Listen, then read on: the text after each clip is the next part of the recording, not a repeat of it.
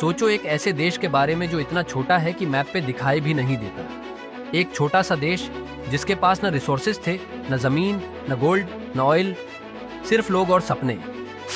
1965 में जब Singapore Malaysia से अलग हुआ, दुनिया ने कहा ये देश टिक नहीं पाएगा। उस वक्त सिंगापुर की जीडीपी सिर्फ 970 मिलियन यूएस डॉलर्स थी और पर कैपिटा जीडीपी सिर्फ 500 यूएस डॉलर्स। बेरोजगारी, करप्शन और पानी तक इंपोर्ट करना पड़ता था। क्या आप सोच सकते हैं ऐसे देश का फ्यूचर? और फिर आई एक कहानी जो दुनिया के हर विजनरी के लिए एक एग्जाम्पल बनी। सिंगापुर सिर्फ 50 साल में दुनिया के रिचेस्ट देशों में शामिल हो गया। आज सिंगापुर की GDP 500 billion US dollars cross कर चुकी है और per capita GDP 80,000 US dollars के आसपास है, जो इंडिया से 25 गुना ज्यादा है। कैसे?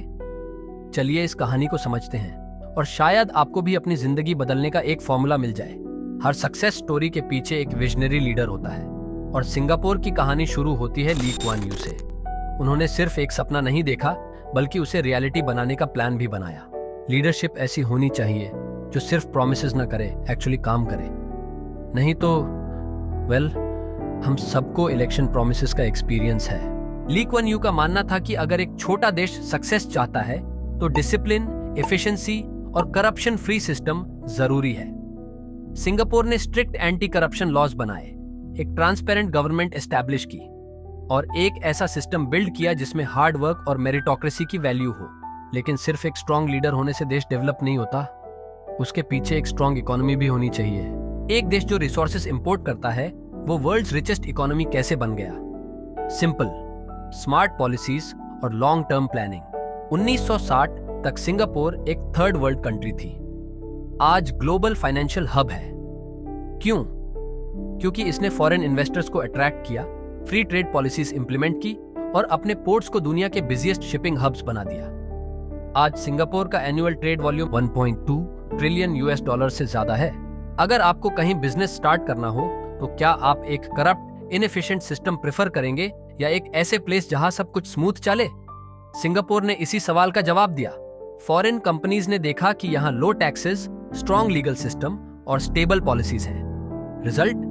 सिंगापुर आज एप्पल, गूगल, माइक्रोसॉफ्ट जैसे जायंट्स का रीजनल हेडक्वार्टर्स है। लेकिन सिर्फ बिजनेस लाना काफी नहीं, अगर लोग स्किल्ड ना हो तो प्रोग्रेस पॉसिबल नहीं। एक देश जो पानी इंपोर्ट करता था, आज दुनिया के स्मार्टेस्ट लोग एक्सपोर्ट करता है। Sounds crazy, right? सिंगापुर ने एजुकेशन और स्किल्स डेवलपमेंट को प्रायोरिटी दी। 1970 तक यहाँ लिटरेसी रेट सिर्फ 70% थी, आज 98% है। गवर्नमेंट ने इंश्योर किया कि हर सिटीजन अपस्किल करे। रिजल्ट? आज सिंगापुर के लोग नासा, गूगल, टेस्ला जैसे कंपनीज लीड कर रहे हैं। अगर आपके पेरेंट्स आपसे कहते हैं कि पढ़ाई करो नहीं तो कुछ नहीं बन पाओगे, सिंगापुर की स्टोरी उनका बिगेस्ट प्रूफ है।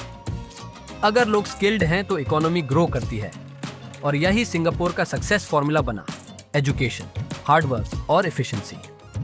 पर एजुकेशन और बिजनेस के साथ एक और चीज चाहिए जो किसी भी देश की सक्सेस डिफाइन करती है, और वो है टेक्नोलॉजी। आज जब दुनिया एआई और टेक्नोलॉजी रेवोल्यूशन के बीच खड़ी है, सिंगापुर ऑलरेडी एक स्टेप आगे है। यहाँ हर चीज ऑटोमेटेड है, traffic lights, security systems, even food delivery drones. Singapore की डिजिटल इकोनॉमी आज 100 बिलियन यूएस डॉलर्स क्रॉस कर चुकी है। गवर्नमेंट एआई और इनोवेशन में बिलियन डॉलर इन्वेस्टमेंट्स कर रही है और हर सेक्टर टेक्नोलॉजी ड्रिवन हो रहा है। अगर आपको एक ऐसे शहर में रहना हो जहां आपके घर का फ्रिज खुद ग्रोसरी ऑर्डर करे, तो कहां जाना पसंद करेंगे? सिंगापुर सिर्फ एक रिच नेशन नहीं है, ये एक ब्लूप्रिंट है उन सब के लिए जो अपनी लाइफ या अपने देश को ट्रांसफॉर्म करना चाहते हैं।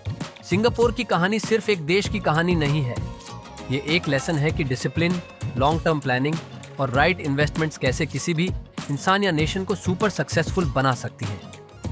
अगर एक छोटा देश अपनी सोच और स्ट्रेटेजी बदलकर 500 अरब अमेरिकी डॉलर जीडीपी तक पहुंच सकता है, तो सोचिए आप अपनी लाइफ में क्या नहीं कर सकते। टेक्नोलॉजी और एआई फ्यूचर का नेक्स्ट बिग गेम चेंजर है। सिंगापुर का सक्सेस सिर्फ शुरुआत है। अगर आप एआई और फ्यूचरिस्टिक इनोवेशंस के बारे में और जानना चाहते हैं तो हमारी अगली video AI the future is here जरूर देखिए। Click on the screen now.